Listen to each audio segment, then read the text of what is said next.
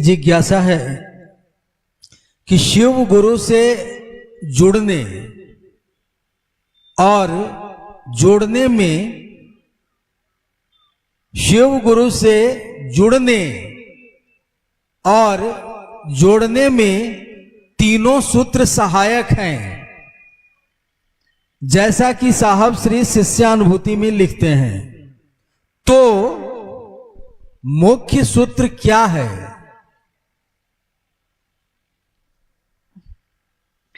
आपने सुना कि गौर से सुनिएगा इस जिज्ञासा को, क्योंकि ये हमारे जीवन से जुड़ी हुई बात है। हमने जब शिव को अपना गुरु बनाया तो किसी ने भी, जिसने भी मेरे नाम की घोषणा की हो, आपके नाम की घोषणा की हो, उसने आपको कहा होगा महादेव को गुरु बनाकर 3 सूत्र करिए ना, महादेव गुरु हो जाएंगे। तो शिष्यानुभूति जब हम देखते हैं उसमें साहब ने लिखा है कि महादेव को गुरु बनाकर तीनों सूत्र सहायक क्रिया है, यानी मदद करने के लिए है। सहायक क्रिया, सहायक क्रिया का अर्थ ही होता है कि कोई एक मुख्य चीज है जो होनी है और उस मुख्य चीज को करने के लिए सहायता हम लोग ले रहे हैं किसी से। तो प्रश्न ये है कि वो मुख्य चीज क्या है जिसके लिए हम तीनों सूत्र करते हैं। मन ही मन महादेव से दया मांगते हैं, शिव की चर्चा करते हैं और शिव को प्रणाम करते हैं। ये तीनों काम हम क्यों करते हैं? क्या ऐसा हो जाए? शिष्यानुभूति, पूरी की पूरी शिष्यानुभूति में किसी भी चीज को अनिवार्य नहीं कहा है साहब ने। यहाँ तक कि रुद्राक्ष के कंगन को पहनने के लिए भी अनिवार्य नहीं कहा है। कहा है ये भी सहायक है, लेकिन एक पंक्ति उन्होंने लिखी है उसमें जो अनिवार्य है, जिसके बिना काम नहीं चलेगा, और वो पंक्ति है शिव के शिष्य का अस्थाई भाव हो जाना, शिष्य भाव का अस्थाई हो जाना।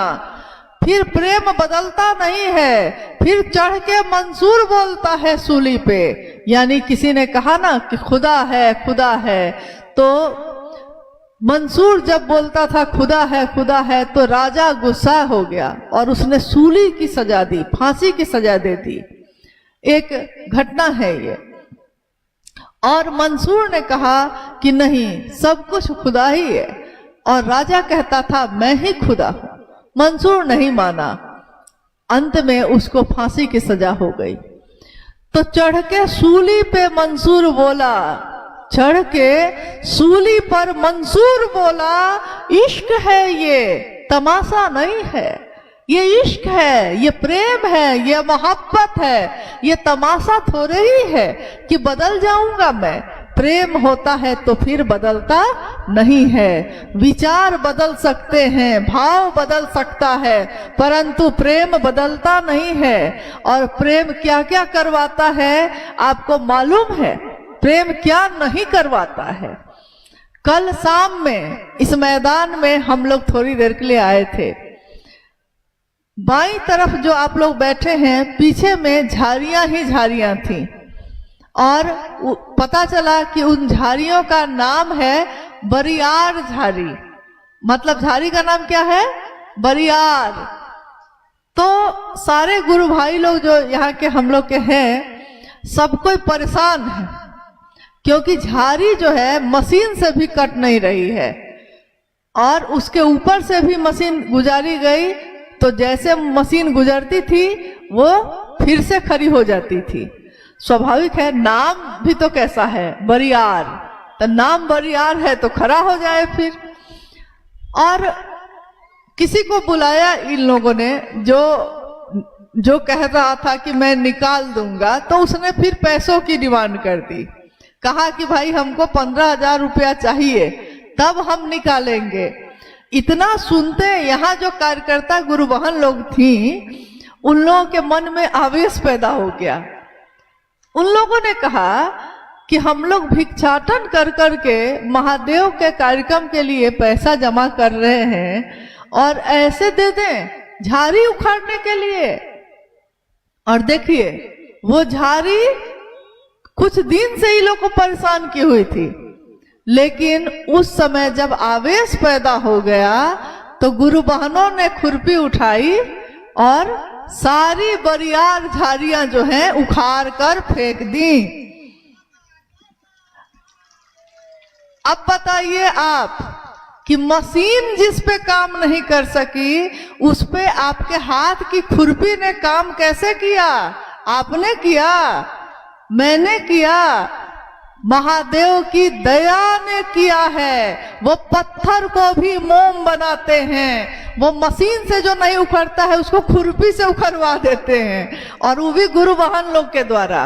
लोग तो कहते हैं कि महिलाएं बड़ा कमजोर होती हैं, लेकिन यहाँ तो ऐसा है नहीं, क्योंकि अगर वो शिव का शिष्य हो जाए तो चाहे वो पुरुष हो चाहे वो स्त्री हो, चाहे वो किसी भी जाति का हो चाहे वो किसी भी धर्म का हो, जो शिव का है वो शिव जैसा होगा, शिव ही होगा और ये हो के रहेगा।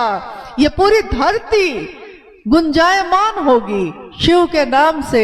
इस धरती पे रहने वाले लोग देखेंगे कि शिव के शिष्य कैसे होते हैं। शिव के शिष्यों का सामान्य भावाचरण भी जगत के लिए अनुकरणीय होता है। जगत के लोग आपके आचरण को देखकर, आपकी मीठी बोली को सुनकर कहेंगे यही तो होता है। ऐसी वाणी बोलिए मन का आपा खोए, औरों को शीतल करे आप भी शीतल होए। वाणी ऐसी बोलिए जैसा शिव बोलते हैं। करुणामय है वो, करुणावतारम है वो, करुणा जिनके रग रग से निश्रित होती है। उस महादेव के हम शिष्य हैं तो हमारी बोली भी वैसी ही रहनी चाहिए। सहज ही रहबे गर्व न करबे, ये शिव के शिष्य मच्छिंद्र नाथ के शिष्य गोरक्षनाथ का कथन है कि हम कैसे रहेंगे, हम सहज रहेंगे, हम गर्व ना करेंगे, सहज रहबे और गर्व भी नहीं करेंगे।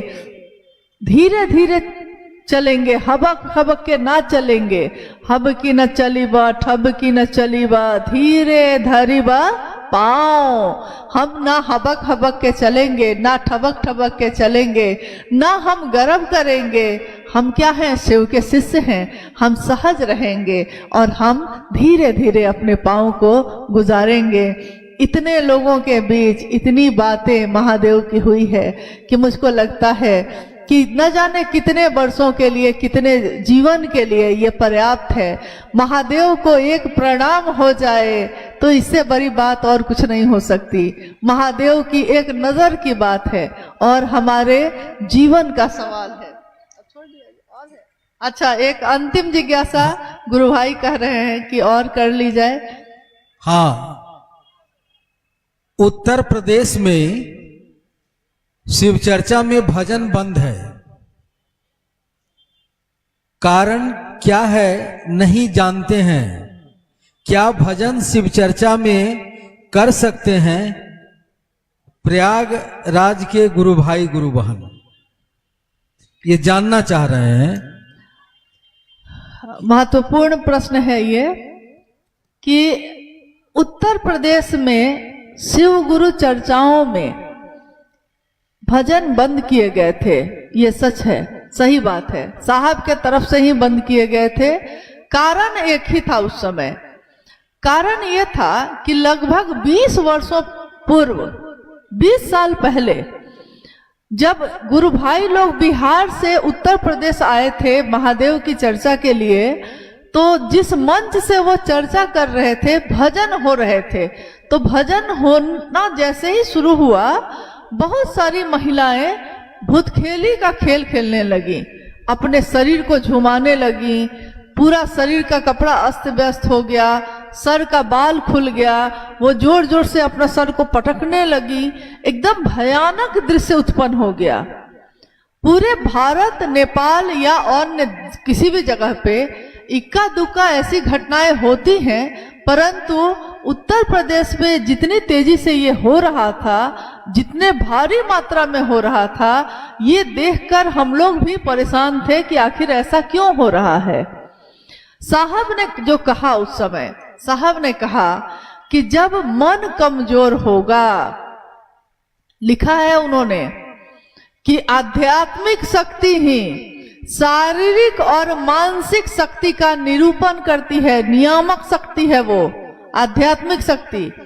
तो उन्होंने कहा कि कमजोर मानसिक शक्ति जब होगी तो थोड़ा सा ढोल बजेगा, थोड़ा सा म्यूजिक बजेगा तो अपना मन का होश वो खो बैठेंगी, अगर मानसिक रूप से कमजोर हैं तब।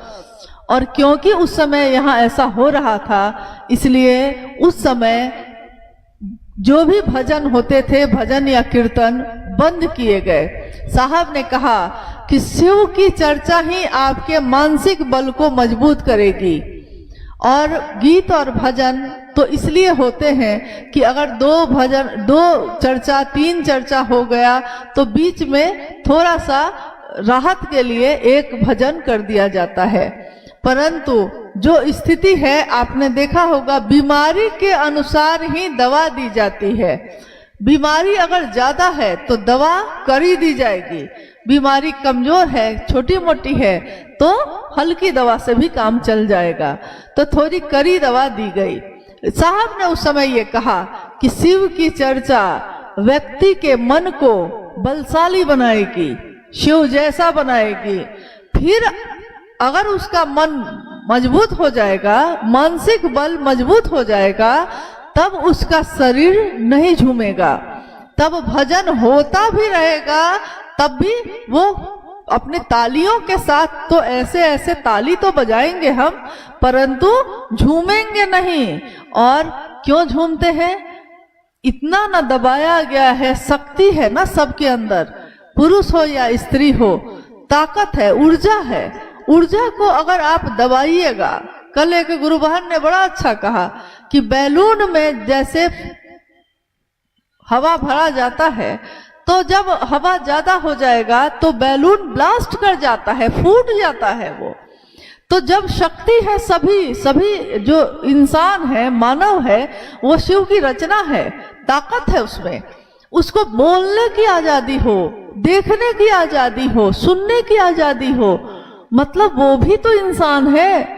तो जब घर में बंद हो जाएगा कोई, इतना पर्दा होगा कि चेहरा अपना भी नहीं देख सकेगा और सुबह से रात तक घर के काम में ही लगा रहेगा, तो जब वो बाहर कभी निकल नहीं सकता, किसी से बोल नहीं सकता, कुछ उसकी पसंद कोई नहीं पूछता, स्वाभाविक है शक्ति धीरे धीरे दमित की जा रही है, दबाई जा रही है। तो दबाते दबाते एक दिन विस्फोट हो जाता है। तो विस्फोट के रूप में वो अपना मानसिक बल खो बैठता है और उसका शरीर झूमने लगता है। तो जिस दिन हम महादेव की बात करना शुरू कर देते हैं, तो अब वो गुरु बहन या वो गुरु भाई बोलने लगे, बाहर निकलने लगे, दूसरों से मिलने लगे, सुनने लगे, हमको ये पसंद है, हमको ये नहीं पसंद, बोलने लगे, तो मानसिक बल बलशाली हुआ, मजबूत हुआ। तो मनुष्य की शारीरिक शक्ति से बलशाली है उसकी मानसिक शक्ति, और उसकी मानसिक शक्ति से भी बलशाली है उसकी आध्यात्मिक शक्ति। तो आध्यात्मिक शक्ति जब बलशाली होगी, उसके बाद कुछ भी होता रहेगा, आपके ऊपर इन चीजों का कोई प्रभाव नहीं पड़ेगा। तो लगभग 20 वर्ष पहले ये बंद किया गया था, लेकिन हरा भोला या जागरण भजन जो दीदी माँ का लिखा हुआ है, इसको हम लोग गाने के लिए बोलते हैं कि आपको गाना चाहिए। बिना झाल करताल के भी गाया जा सकता है, ऐसा थोड़ी ही है कि हर जगह झाल और करताल और ढोल और नाल और पूजा पुजाई हो, कोई जरूरी नहीं है। और कोई शिव का शिष्य होगा तो कितने ऐसे गुरु भाई गुरु बहन हैं जो पहले भजन गाने नहीं जानते थे, लेकिन गाने लगे, सीख गए। हम लोग के बीच एक गुरु भाई है बक्सर के सतीश जी, ये भी बैठे हुए हैं, पहले नहीं जानते थे। महादेव के चर्चा में अब शुरू किए जब, तो साहब ने कहा कि भाई जो शिव का शिष्य होगा वो जूता सिलाई से लेकर चंडी पाठ तक करना सीखेगा, कब किस चीज की जरूरत पड़ जाए वो काम करेगा। तो गाने लगे। कोई जरूरी नहीं है कि हम गीत को झाल करताल के साथ ही गाएं। हम हरा भोला हर शिवा, ये हमारे मन को शांत करता है। जागा जागा महादेव हो जगादा महादेव, सब देवों के देव मेरे गुरु महादेव, औघड़दानी गुरुदेव। नहीं, आप जागा जागा महादेव जब गाते हैं तो उसमें आपको पता है कि ये आखिर दीदी माँ ने क्यों लिखा। उन्होंने जिस दिन ये कागज पे लेकर लिखना शुरू किया था, उनकी अनुभूति है कि दीदी माँ की आंखों के सामने से महादेव के सभी स्वरूप एकदम गुजरने लगे। जैसे आंखों के सामने से कपालेश्वर के रूप में, महादेव के रूप में, औघरेश्वर के रूप में, महामृत्युंजय के रूप में, उमा के पति के रूप में गुजरते जा रहे हैं और दीदी माँ उसको लिखती जा रही है। तो ये जागरण भजन शिव शिष्यों के लिए तमाशा नहीं है, ये जागरण भजन हमारे मन में उस शिव को जगाने का एक तरीका है, एक विधा है। तो महादेव जग जाए, मेरे मन में जग जाए। हे महादेव, आप सब कुछ है, लेकिन मेरे आपके साथ भी हैं, मेरे मन में जाग जाइए आप। मेरा यही कहना है कि मुझको लगता है कि 20 वर्षों में इतना तो मन मजबूत हो ही गया होगा कि एकाध भजन बजेगा तो आपका मन झूमेगा, शरीर नहीं झूमेगा। क्या अभी भी आपका शरीर झूमेगा? मतलब आप लोग से पूछ रहे हैं कि अभी भी अगर आप कहीं गीत संगीत सुनेंगे तो आपका शरीर झूमने लगेगा। लेकिन एक बात याद रखिएगा, ये हमारा व्यापार नहीं है। कोई अगर इसको व्यापार बना के चल रहा है, कोई अगर ढोल पुजाई और 5,000 10,000 लेकर 5 भजन और 10 भजन गा रहा है, वो शिव का शिष्य तो कदापि नहीं हो सकता। क्योंकि अपने गुरु चर्चा के बदले या शिव चर्चा के भजन के बदले शिव का शिष्य पैसे नहीं लेता। हाँ, दूसरे जगह लेगा, दूसरे जगह लीजिए। गुरु चर्चा में ऐसा नहीं करना है। हमने अपनों का व्यापार नहीं किया, हम अपने बच्चे का, अपने पति, अपने पिता माता का व्यापार नहीं करते। वैसे ही हम अपने गुरु शिव का भी व्यापार नहीं करते हैं और ना करेंगे और ना करने देंगे किसी को। ये हमेशा सोच के रखिएगा कि धीरे धीरे उत्तर प्रदेश में भी मानसिक बल मजबूत हुआ है। थोड़े बहुत भजन आगे जाकर, अभी तो नहीं, अभी कुछ दिन और बंद रहेंगे, लेकिन आगे चलकर धीरे धीरे छोड़े जाएंगे। लेकिन ये याद रखिएगा कि हमको क्यों रोका गया और किस कारण से हमको ऐसा करने के लिए मना किया गया है। खैर, आज का ये शिव गुरु महोत्सव जो यहाँ के सभी गुरु भाई गुरु बहनों ने अथक परिश्रम से और सामूहिक प्रयास से आयोजित किया, सभी गुरु भाई गुरु बहन जो यहाँ बैठे हैं, सब साहब और दीदी के बगिया के फूल हैं। हम सब एक परिवार हैं, शिव शिष्यों का परिवार है। ये शिव शिष्यों का परिवार यूं ही शिवमय बना रहे, महकता रहे, सुवासित होता रहे। हम सब का मन शिव की दया की अतल गहराइयों में समाहित ही होता रहे। यही साहब हैदानंद जी की, माँ नीलम आनंद जी की अपने गुरु शिव से कामना है। हम सब की भी यही कामना है कि हम सबका मन शिव की दया की अतल गहराई में डूबता रहे, डूबता रहे। आप सभी के चरणों में मेरा प्रणाम है, आप सबको मेरा प्रणाम।